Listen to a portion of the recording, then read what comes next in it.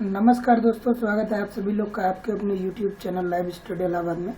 दोस्तों, आज की इस वीडियो में हम लोग 45 MCQ करने वाले हैं और आपको क्या करना है कि कमेंट करके हमको बताना है कि 45 प्रश्न में से कितने प्रश्न आपके सही हो रहे हैं। ठीक है, देखिए दोस्तों, जितना इम्पोर्टेंट कॉन्सेप्ट पढ़ना है उतना ही इम्पोर्टेंट MCQ भी पढ़ना है, क्योंकि MCQ करने के बाद ही आपको पता चलता है कि जो कॉन्सेप्ट आपने पढ़ा है उस कॉन्सेप्ट से किस प्रकार से प्रश्न बनते हैं। तो दोस्तों, इसी रिक्वायरमेंट को ध्यान में रखते हुए इस चैनल पे प्रतिदिन आपको एक वीडियो MCQ का मिलेगा, जिससे आप लोग अपना सेल्फ टेस्ट कर सकते हैं। ठीक है, तो प्लीज चैनल को सब्सक्राइब कर लीजिए, वीडियो को लाइक कर दीजिए, कमेंट कर दीजिए, बेल आइकन को दबा दीजिए, ताकि जब भी मैं नेक्स्ट वीडियो अपलोड करूँ आपको नोटिफिकेशन प्राप्त हो। ठीक है, चलिए बढ़ते हैं अपने पहले प्रश्न की तरफ। आज का हमारा पहला प्रश्न है कि बौद्ध संगीति किसके शासन काल में हुआ। ठीक है, प्रथम बौद्ध संगीति किसके शासन काल में हुआ, तो आप सबको पता होगा कि वो हुआ था अजातशत्रु के काल में। ठीक है, अगला है फ्यूज का प्रतिरोध होता है। ठीक है, तो फ्यूज का प्रतिरोध कैसा होना चाहिए दोस्तों, वो होना चाहिए उच्च। चलिए आगे मूव करते हैं। फ्यूज का गलनांक होता है। ठीक है, फ्यूज का गलनांक कैसा होता है, बहुत इंपॉर्टेंट प्रश्न है।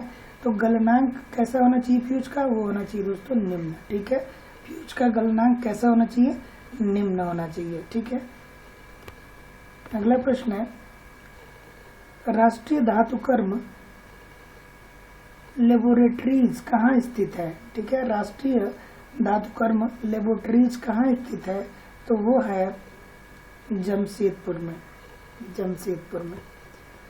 अगला प्रश्न है किसी प्रदेश में राष्ट्रपति शासन की अधिकतम अवधि हो सकती है। ठीक है, किसी प्रदेश में राष्ट्रपति शासन की अधिकतम अवधि हो सकती है। कितनी अवधि हो सकती है अधिकतम, वो हो सकती है 3 वर्ष। ठीक है, इम्पोर्टेंट प्रश्न है कि किसी प्रदेश में राष्ट्रपति शासन की अधिकतम अवधि हो सकती है 3 वर्ष। अगला प्रश्न है दोस्तों, और बहुत इम्पोर्टेंट प्रश्न है, आपको बताना है कि हड़प्पाई स्थल लोथल कहाँ अवस्थित है। ठीक है, लोथल कहाँ अवस्थित है। ठीक है, तो आपको पता है कि लोथल जो है वो गुजरात में है। और आपको ये बताना है दोस्तों कि राजस्थान में जो प्लेस पड़ता है उसका क्या नाम था। ठीक है, अगला प्रश्न है कि भारत एवं पाकिस्तान के बीच शिमला समझौता कब हुआ। ठीक है, भारत एवं पाकिस्तान के बीच शिमला समझौता कब हुआ, ये बहुत इम्पोर्टेंट है। तो इसका आंसर होगा सी, यानी 1972 में। अगला प्रश्न है गोवा किस वर्ष आजाद हुआ था। गोवा किस वर्ष आजाद हुआ था, तो गोवा आजाद हुआ था दोस्तों 1961 में। अगला प्रश्न है भारत की प्रथम, अगला प्रश्न है दोस्तों देखिए, भारत की प्रथम महिला विदेश सचिव कौन थी। भारत की प्रथम महिला विदेश सचिव कौन थी। ठीक है, आपको बताना है, इसका उत्तर होगा चोकिला अय्यर। भारत की प्रथम महिला विदेश सचिव कौन थी, चोकिला अय्यर। अगला प्रश्न है डोगरी किस राज्य की भाषा है। ठीक है, डोगरी किस राज्य की भाषा है, बहुत इंपॉर्टेंट प्रश्न है, आपको बताना होगा। तो डोगरी आपको सबको पता होगा दोस्तों, जम्मू कश्मीर की राजभाषा है। आगे मूव करते हैं कि हड़प्पा सभ्यता के स्थल रोपड़ भारत के किस राज्य में है। ठीक है, रोपड़, ठीक है, हड़प्पा का जो स्थल था रोपड़, वो भारत के किस राज्य में है, बहुत इंपॉर्टेंट प्रश्न है दोस्तों, तो वो है पंजाब में। ठीक है, राजस्थान में क्या है दोस्तों, कालीबंगा है, और लोथल कहाँ है, गुजरात में। आगे मूव करते हैं बुद्ध के जीवन से संबंधित नाटक यशोधरा के लेखक कौन है। ठीक है, बुद्ध के जीवन से संबंधित नाटक यशोधरा के लेखक कौन है, तो वो है मैथिली शरण गुप्त। आगे मूव करते हैं रामकृष्ण मिशन की स्थापना कब की गई। रामकृष्ण मिशन की स्थापना कब की गई, आपको बताना है। तो ये की गई थी 1897 में।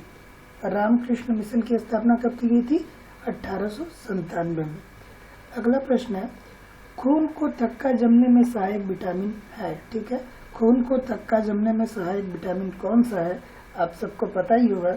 ठीक है, नहीं पता है तो विटामिन डी, विटामिन के। विटामिन के जो होता है खून के थक्का जमने में सहायक होता है।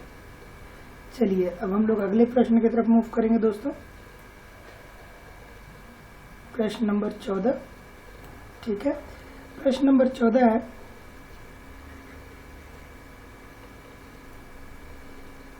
नहीं दोस्तों ये स्लाइड हमने ऑलरेडी करा रखा है आप लोग को। प्रश्न नंबर 15 हमको करना है कि हर्यक वंश का संस्थापक कौन था, ठीक है। हर्यक वंश का संस्थापक कौन था, इम्पोर्टेंट प्रश्न है कि हर्यक वंश का संस्थापक कौन था, बताइए आप लोग। तो हर्यक वंश का जो संस्थापक था वो दोस्तों बिंबिसार था, ठीक है। यहाँ पे ऑप्शन बिंबिसार ही दिया है, ठीक है। हर्यक वंश का संस्थापक कौन था, बिंबिसार। अगला प्रश्न है दोस्तों, हेमावती किसकी सहायक नदी है, बहुत इंपॉर्टेंट प्रश्न है। हेमावती किसकी सहायक नदी है, तो हेमावती जो है दोस्तों कावेरी की सहायक नदी है। गुलाम वंश का संस्थापक कौन था, सबको पता होगा कुतुबुद्दीन ऐबक था।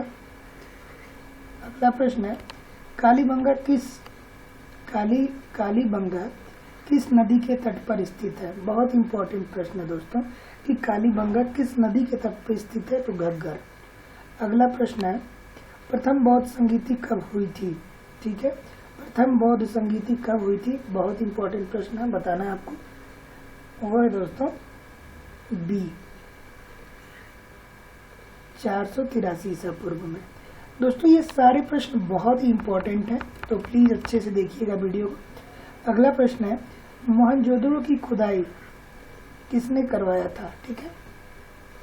तो थोड़ा सा कंफ्यूजिंग है आप लोगों को, ये दोनों, एक ऑप्शन ये, एक ऑप्शन ये, दोनों कंफ्यूज कर सकता है, लेकिन आप लोग कंफ्यूज ना होइएगा।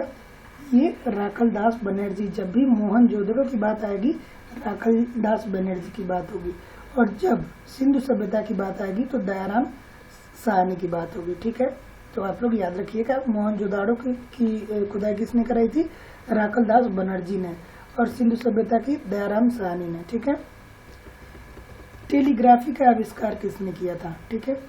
टेलीग्राफी का आविष्कार किसने किया था दोस्तों, बहुत इंपॉर्टेंट है। टेलीग्राफी का आविष्कार किसने किया था, मार्कोनी ने, ठीक है। अगला है, इंजन की चाल मापने के लिए किस यंत्र का प्रयोग किया जाता है, इंजन की चाल। लैक्टोमीटर तो होगा नहीं, आप सबको पता है दोस्तों, ठीक है। लैक्टोमीटर बहुत ही पॉपुलर प्रश्न है, लैक्टोमीटर होगा नहीं। टोकोमीटर, ठीक है। इंजन की चाल मापने के लिए टोकोमीटर, ठीक है। ये फैदोमीटर और पैरोमीटर से क्या मापा जाता है, ये बहुत इंपॉर्टेंट है। आप लोग प्रश्न हमको उत्तर बताइए कमेंट करके।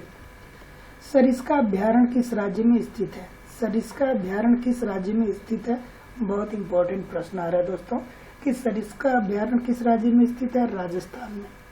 अगला प्रश्न है, सातवाहन वंश के संस्थापक कौन थे, बहुत इंपॉर्टेंट प्रश्न है, बहुत ही इजी प्रश्न है। सातवाहन वंश के संस्थापक कौन है दोस्तों, तो वो है आपके सिमुख। अगला प्रश्न है, प्रथम बौद्ध संगीति कहाँ हुई थी, सबको पता है अजातशत्रु के शासनकाल में राजगृह में हुआ था, और राजगृह कहाँ है बताना है आप लोग को। चौहान वंश का संस्थापक कौन था, ठीक है। चौहान वंश का संस्थापक कौन था, सिमुख तो होगा नहीं, आपको पता ही है, ठीक है। तो क्या ऑप्शन होगा, वासुदेव। चौहान वंश का संस्थापक कौन होगा दोस्तों, वो होंगे वासुदेव। अगला है, जापान की मुद्रा को किस नाम से जाना जाता है, जापान की मुद्रा को जाना जाता है येन से। अगला है, गोलकुंडा का किला किस राज्य में स्थित है, बहुत इंपॉर्टेंट है। गोलकुंडा का किला किस राज्य में स्थित है, ये प्रश्न अक्सर पूछ लिया जाता है। तो कहाँ है दोस्तों, तेलंगाना में, अभी वर्तमान में हो गया। पहले अगर जो पूछता तो कहाँ होता, और अब हो गया है तेलंगाना में। अगला प्रश्न है, भारत का सबसे लंबा राष्ट्रीय राजमार्ग कौन है, ठीक है। भारत का सबसे लंबा राष्ट्रीय राजमार्ग कौन है, बहुत इंपॉर्टेंट है, बताइए। ऑप्शन नंबर डी यानी NH7। भारत का सबसे लंबा राष्ट्रीय राजमार्ग कौन है, वो है NH7, ठीक है, NH7। अगला है, मामा भाजा मंदिर कहाँ पर स्थित है? मामा भांजा मंदिर कहाँ पर स्थित है? तो वो है दोस्तों बारसूर छत्तीसगढ़ में। ठीक है, बारसूर छत्तीसगढ़। चलिए अगले स्लाइड की तरफ हम लोग चलेंगे और अगला प्रश्न है प्लासी का युद्ध कब हुआ?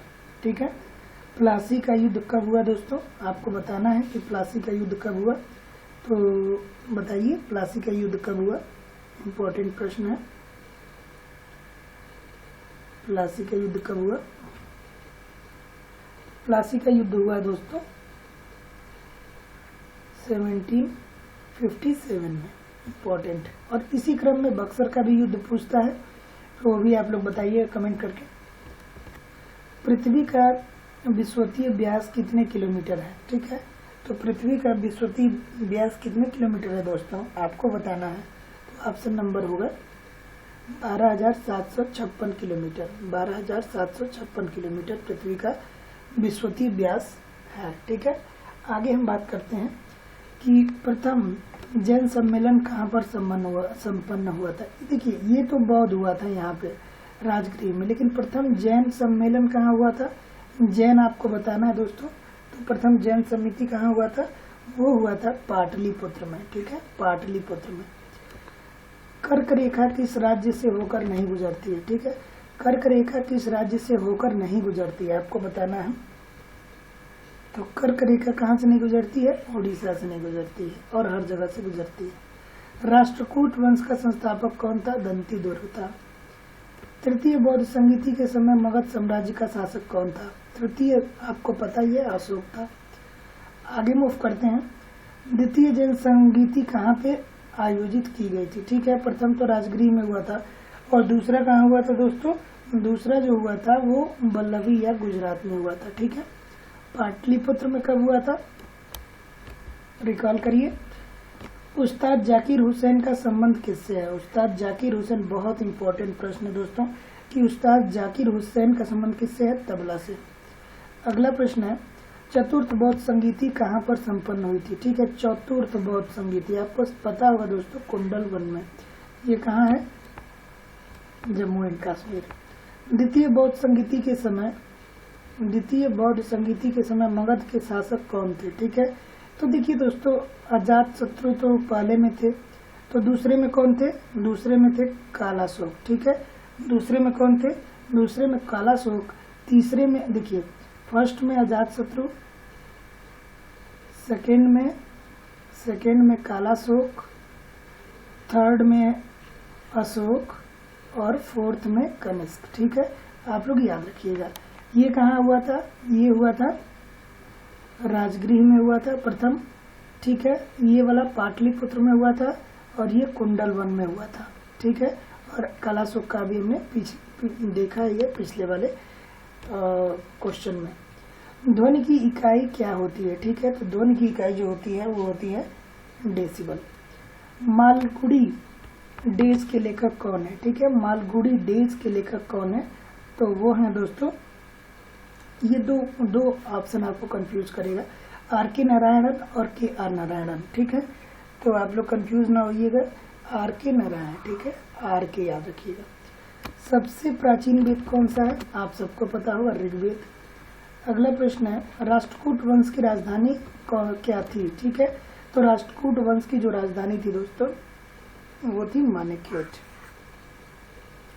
मेट्टूर बांध किस नदी पे अवस्थित है? मेट्टूर, बहुत इंपॉर्टेंट प्रश्न है दोस्तों कि मेट्टूर बांध किस नदी पे अवस्थित है? कावेरी नदी पे। ठीक है, तो दोस्तों इस तरीके से हम लोगों ने 45 प्रश्न कर लिए हैं, और अगर जो आपको वीडियो अच्छा लगा हो तो प्लीज़ एक लाइक कर दीजिए, कमेंट कर दीजिए, और हाँ चैनल को सब्सक्राइब करके बेल आइकन को दबा दीजिए, ताकि जब भी मैं नेक्स्ट वीडियो अपलोड करूँ आपको नोटिफिकेशन मिल पाए। ठीक है दोस्तों, मिलते हैं नेक्स्ट वीडियो में, तब तक के लिए नमस्कार, धन्यवाद।